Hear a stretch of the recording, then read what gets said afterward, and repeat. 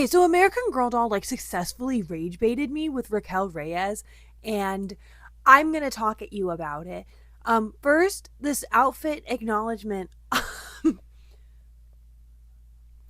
I bought this sweater at an estate sale. I saw the stars and I was like, oh my god, perfect. I could totally wear this for an American Girl video. I look so 80s. I had my hair in a bun all day and I put it down for the video because my bun was like not a good bun. And with the turtleneck, I feel like Ariana Grande in that sketch where she's a mom who takes board games too seriously. Also, it's still like I've watched it 4 times and I can't get the smell of old lady out. I'll probably wear it for another video though. So, if you see a lot of this, it's because the neck is so itchy and it squeezed my head trying to put it on. Okay. I'm Bailey, and if you're watching this video, you're probably my friend and I sent it to you, so thank you very much. And if you're not my friend, I would love to know how you got here, but also thank you very much for watching. I swear to God, I don't always look like this. I feel so out of time. Okay. So, I decided I wanted Raquel Reyes, Girl of 2026, to be my first American Girl video of 2026. I bought one of her outfits. If you're looking at my doll and saying, that's not Raquel, you're right. It's Jennifer. She's my doll. She's wearing Raquel's party dress. I think that's what they call it online. I'll put it on screen, whatever. I think it's really cute. It was my favorite outfit on there. The headband was a little bit hard to get on her, and I bet this outfit will look awesome on Green Baby. Okay, Raquel. We're not going to look at her collection because I already did that when they announced her. We're just going to talk about her story. So I got the journal on eBay, bought the book. That's all very exciting. They got it right this time. The journal is the same as the first half of the book, so it's not exclusive content like with Lila's. So I do appreciate that. However, reading both meant I had to read the same rage bait twice. So I'm going to give you a summary of the book, and then I'm going to tell you all my problems that I have with it. So Raquel is from Kansas City. She lives with her mom, her dad, her abuela, and her brother Sol. And they are going to the East Coast for a family reunion. They're going to go to a beach house. It's not Piney Point. And then they're, despite the fact that they use Piney Point in their marketing, circle back. So they go to the East Coast for a family reunion with Raquel's mom's family. She's excited to see her cousin Sloan. So they're going to go for a little bit, spend a week in New York, and then go to Mount Bedford for her older cousin's wedding. Her older cousin is actually like so cool. Harper is marrying, she's a dolphin scientist. What am I just saying? She's a dolphin. But she's a dolphin marine biologist. That's the right word. She's a marine biologist and teaches Raquel a lot about animal conservation, but specifically marine life, dolphins. So her plotline, the dolphin plotline is like they go and see dolphins and learn that like even noise pollution scares dolphins. And there's a beached dolphin and mother and baby that they help rescue. And then she learns that the rescue that her cousin works with can't really, they need another truck. They need more money to be able to save more dolphins. So she raises funds at a pickleball tournament, and then they give it to Harper as a wedding gift. Okay, that's one of the plot lines, overarching. Raquel has a cousin named Sloan who's adopted into the family, and recently found out that her birth mother wants to get to know her and is feeling really iffy about it. So it leads to her being kind of avoidant of Raquel. That whenever Raquel starts talking about like our family, she finds Samantha's diary and is reading it and keeps trying to like engage with Sloan about like our family, our great grandma. I think that was the right number of greats. I'm not entirely sure. But like our family, and Sloan is feeling weird because she's adopted, and it just, I'm not in a good place to comment on that, but she's feeling avoidant about it. But once she finally comes clean to Raquel, she's very supportive, and she does speak to her birth mom and says like she seems really nice. She's not trying to intrude, like take me away from my family. I am interested to get to know her more, and she's interested to get to know me more. And I think that plotline I really did appreciate. Raquel really is Samantha's descendant that the trauma is happening to someone else and she's a witness to it. And it being adoption. Pour one out for Nellie. Okay, the pickleball plotline I think existed to sell playsets, outfits. It's fine. Her white cousins like to play it, Liam and Sloan. So they're going to teach Raquel, and there's a tournament that they're going to enter in. The prize is $500 for first place, $200 for second place. And there's some girls that are real, the dink divas, who are like very serious about pickleball. And they had beaten older cousin Liam before, so he didn't want to enter because he didn't want to lose to girls again, the same girls again. We're sure it's not about the fact that they're women. But Raquel and Harper decide that if they win the money, they'll donate it to the dolphin rescue as the wedding gift to their older cousin. So they convince Liam to do the tournament because they have a better chance of winning if he plays than if Raquel does, because she's never played before. And she DJs at the event. This is a running plotline. She wants to be a DJ, so she DJs the Paleta Summer New Flavor launch, her family party at the family reunion, and at the pickleball tournament. Oh, and then at her cousin's wedding too. That the band that they had hired all got food poisoning, so she brings her tablet. It's so funny to me when she's like, I fired up my tablet, because I'm imagining like iPad baby DJing. This is another odd one because they like specifically name drop singers, which I feel like doesn't really happen, but like Taylor Swift, Dua Lipa, and Selena get name dropped. Raquel's cousins get second in the tournament, but the winners, the Dink Divas, also donate their winnings to the dolphin rescue. There was a lot of plots. They're like, the takeaways that they want is like the adoption storyline, the dolphin storyline, the DJ storyline, the Samantha of it all. I guess it is time to talk about the Samantha of it all. So when she gets to the family reunion, Harper invites Raquel to go to the Mount Bedford home to try to find something old and something borrowed. They're going on something old, something new, something borrowed, something blue. So they're going to go to the Mount Bedford home to look for something in the attic. And we get descriptions of Samantha play sets, which, it's fine. It's fun. Okay. And then they find a bracelet and a blue ribbon that they're going to use. And I remember sitting there thinking, not the veil. Like the plot device veil that made it into the movie. We're planning a wedding and we're not going to use the veil. And that had me feeling like they don't really understand Samantha. But then later, there is drama with Harper's veil. She was going to wear Grandma Meg's, but it got like lost at the dry cleaners.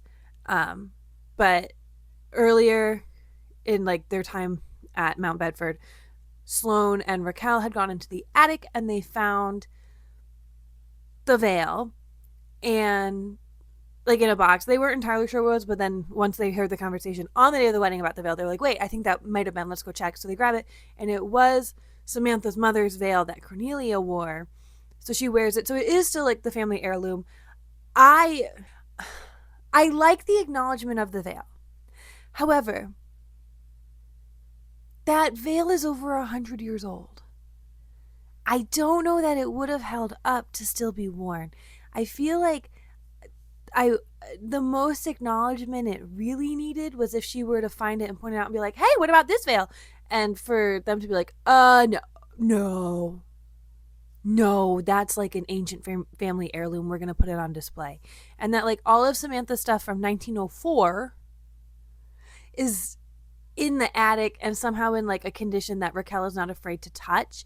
That like there's a teddy bear in the little pram that Samantha got for her birthday, and there's a part where Raquel picks it up and hugs it. Have you ever seen a 115-year-old teddy bear that was stored in the attic? I don't know that she would actually want to touch it. Like, I remember in the 2000s, like not even the 20-teens, 2000s, going to my grandparents' houses, and they had stuffed animals. Like my grandpa had stuffed animals from like the 70s and 80s, and those were kind of like, I don't want to touch it. If my mom doesn't get mad at me, I'll take a picture of the bulldog thing that sat at the top of the stairs. I hated it, and I would like run as fast as I could past it. Allegedly, his name is Jack. The first time that they go, Raquel finds a diary that was Samantha's, asks if she can take it with her, is told yes. She reads it, offers it to Sloane for Sloane to read, and then they go to look for other things like another diary or some letters. And don't mind wanting to know more about your ancestor. I think that actually does really track. I wish there was more that I could know about mine, but here's where we get into the rant and why I feel rage baited. I want to make sure that I have said everything that I want to say about the plot first. I do believe that I have. There's a lot about cousin dynamic and how like it's friends, but you don't see each other all the time and don't talk all the time, but you still have a lot of love. I have a lot of cousins, so I do feel that that was accurate representation of having a lot of cousins. There were times where the way that they expressed her being bilingual felt a little bit like Dora, but I understand that it can be difficult to portray that.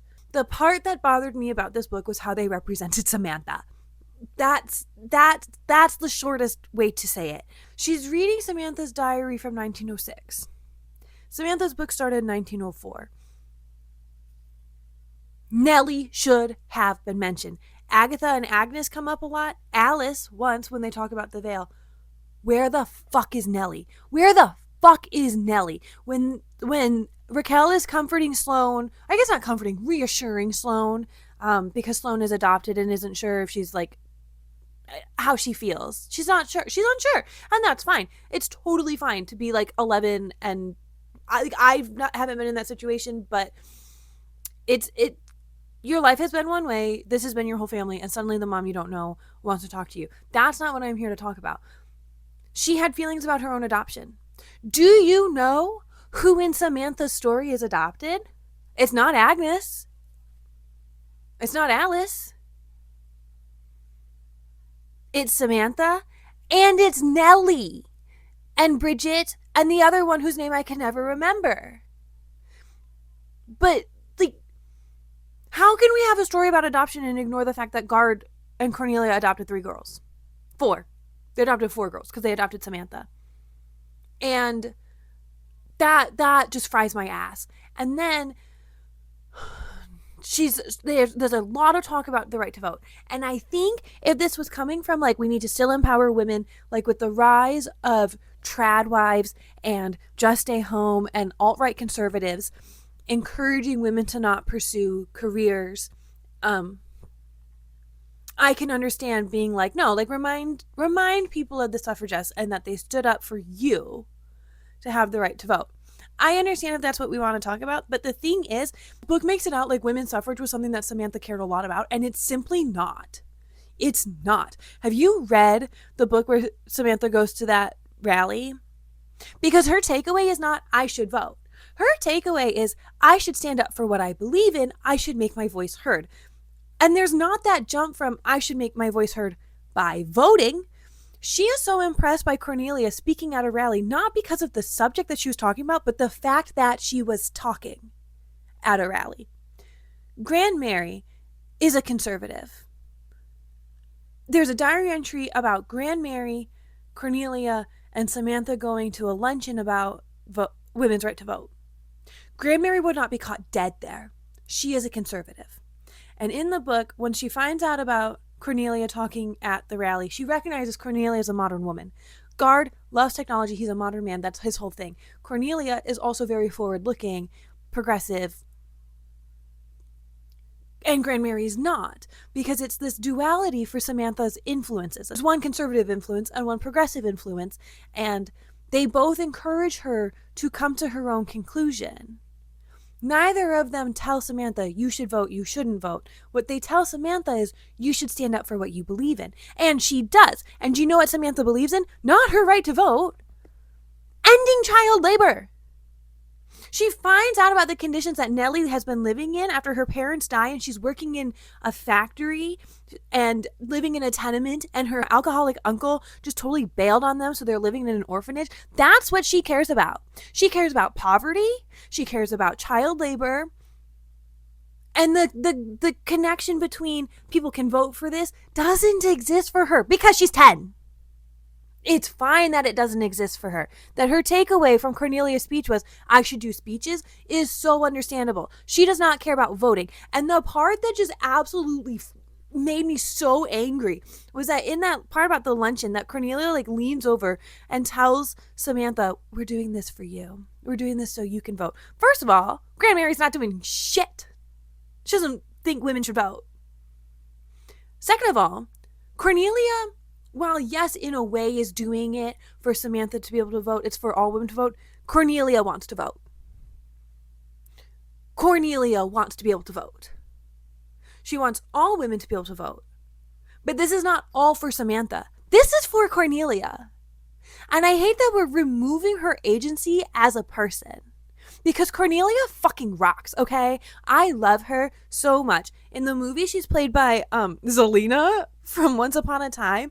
But, like, Cornelia is such... I feel she's good stepmom representation. She is so patient. Samantha is weird about a lot when she first meets Cornelia. And Cornelia might know how to navigate Samantha because she's spoken to Guard. This is all from Samantha's perspective.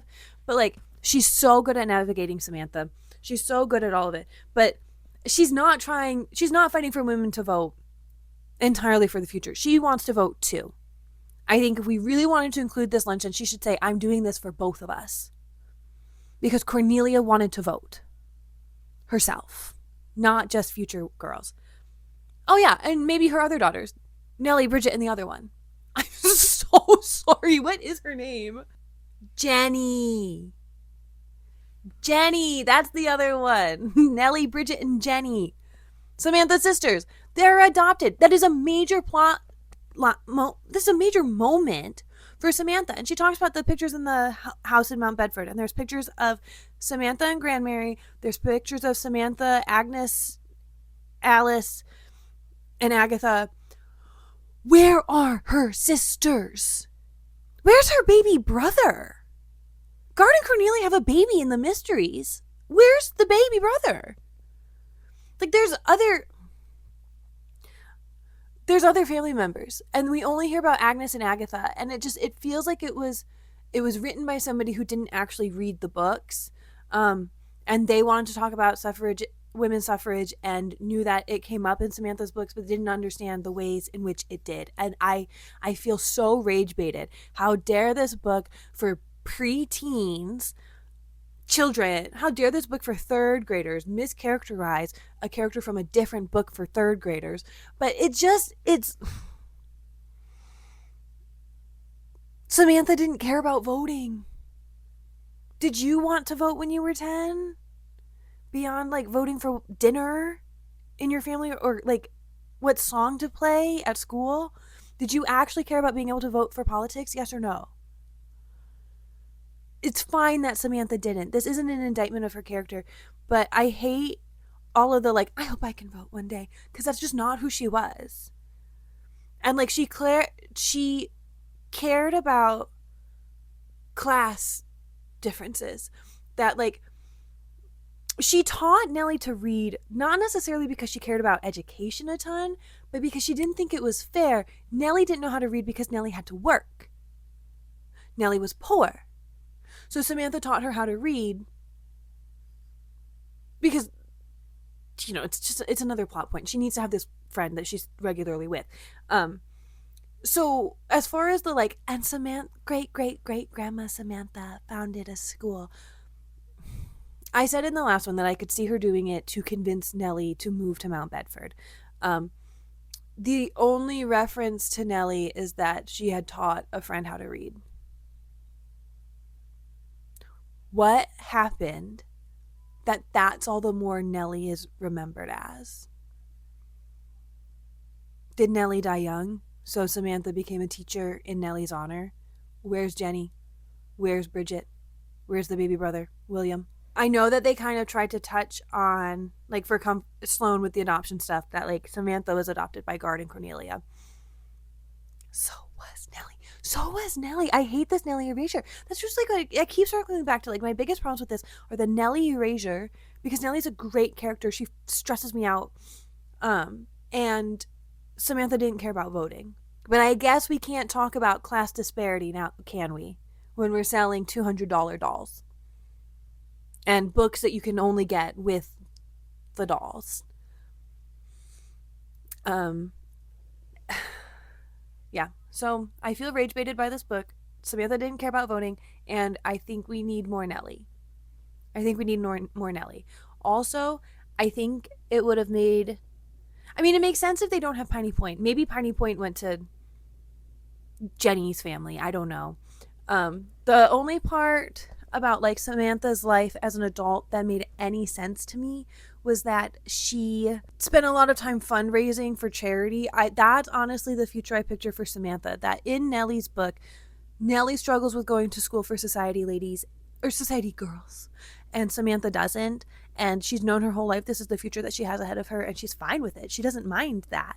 And Nellie doesn't feel like she'll ever fit into that. So, like, Samantha, I think, did view herself raising money for causes and helping monetarily, not necessarily boots on the ground the way that being a teacher would, the way that Nellie would prefer. So, like, that felt accurate. And, you know, the only other way I could see her being boots on the ground is like things went really differently for her with both of the world wars and also the Great Depression. It's a good way to lose a lot of money and like your status and stuff, but we know that she kept the house. She kept the house. That's another part, not William. There's not an indication William got the house because we're erasing Samantha's siblings, so Samantha got the house. Man, maybe the brother died in World War II. That'd be sad. I do think, though, the neighbor boy had to serve in one of the world wars, unless he used his wealth to get out of it. But I think that he probably served and was like upper military. Anyways, yeah, there's no mention of the neighbor boy. I think it would have been so funny if while they were at the wedding, an annoying boy from next door put salt in the paletas. I do like the connection between like Samantha's love of ice cream and the paletas. They got stuff about the ice cream wrong, or maybe it just wasn't clear that they were talking about like we tried a new thing, ice cream in a waffle cone, and I believe that the new thing was the waffle cone, but it wasn't entirely clear because the new ice cream that Samantha tries in the books is shaped ice cream. It was put into a little mold, but like she'd had ice cream, they had it at home. Why did Jessie get more reference than Nellie? Very disappointing. I also frankly do not believe that Samantha's hat with the ribbons would have survived. There's a part where Raquel tries it on, and I know that's fun, and I know that's sweet, and I know that this is branding and trying to like drum up interest again. But Samantha was hard on her clothes. At the beginning of the books when her struggle is like fitting into what people expect of her, and that's just it. By the end, by Nellie's book, by the end of the series, she's better at accepting it and better at fitting into it because she grew up. And it happens. But when she was still struggling with it and wanted to be more active and wanted to be more physical, like Homegirl was always ripping her tights. It was a big thing for her. Her skirts were always dirty. And I'm supposed to believe her hat with the ribbon survived. I think her hat with the ribbons looks about like the ones that got played with in the 80s by now. If it would exist at all 115 years later. 120. Yeah, because I was 1904. 120 years later. 22. Samantha's old. It just, and I don't know why I'm so worked up about this. I think it just frustrated me because if you're going to reboot your own character that you own the intellectual property to, I think that you should maybe read all the books and research it and make sure that you are aligned with the character that you've created. American Girl did announce like a 40th anniversary book, The Making of the Dolls, that I probably will buy and will read. So if you want, we could do some videos about that. I can pre-order it. Yeah, I'm interested to read it. I also feel that the art style, okay. The old books were paintings, and I liked that. The new books are cartoon, and I don't mind that. Samantha in the new style was a little bit weird. Not too bad, but then I realized that she looks like the rag doll version, the soft body doll, soft heads that they're doing now, and then that just felt weird. That it's to push these versions of them for the even younger play line. And I need to remind myself that this is Mattel. Like, this is a toy company trying to get you to buy toys. That's what it is at the end of the day. And I need to be able to let it go.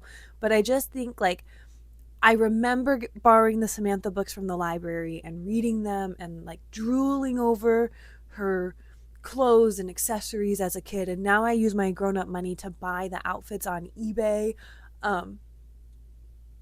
There's a lot of people that Samantha is really special to. And Raquel, I think, is a fantastic character on her own. And it kind of makes me wish she didn't have the connection to Samantha, because I think it kind of, first of all, shits all over Nellie. And I think Nellie is so fundamental to Samantha's story. She's like, Samantha's a passive person. And the only time that she actually makes decisions is when it comes to Nellie. And I think it's a wonderful, devoted friendship. And I, like, if there's any relationship of these girls that I would like to see as they get older, it's definitely her and Nellie's. Nellie is very complex, and Samantha goes along with things. I mean, Nellie does too, but in a different way. That Samantha goes along with things because she thinks it'll work out, and Nellie goes along with things so that she can work it out. And I think that they're a great pair, and I hate that she was erased. Like,